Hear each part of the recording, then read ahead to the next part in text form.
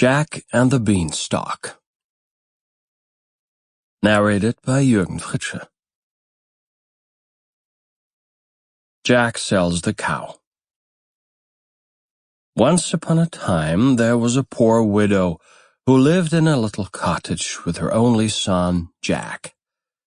Jack was a giddy, thoughtless boy, but very kind-hearted and affectionate.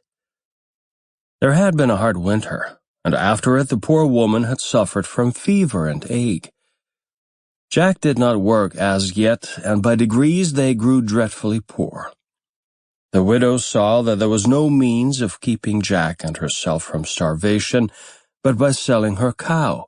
So one morning she said to her son, "I am too weak to go myself, Jack, so you must take the cow to market for me and sell her." Jack liked going to market to sell the cow very much, but as he was on the way he met a butcher who had some beautiful beans in his hand.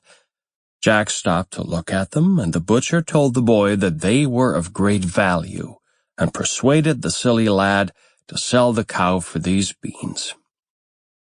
When he brought them home to his mother, instead of the money she expected for a nice cow, she was very vexed, and shed many tears, scolding Jack for his folly. He was very sorry, and mother and son went to bed very sadly that night. Their last hope seemed gone. At daybreak Jack rose and went out into the garden.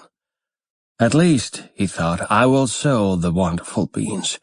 Mother says that they are just common scarlet runners, and nothing else, but I may as well sow them." So he took a piece of stick and made some holes in the ground and put in the beans.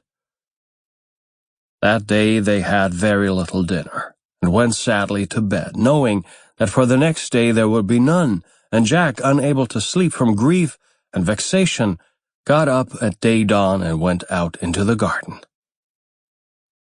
And what was his amazement to find that the beans had grown up in the night, and climbed up and up until they covered the high cliff that sheltered the cottage, and disappeared above it. The stalks had twined and twisted themselves together till they formed quite a ladder. It would be easy to climb it, thought Jack.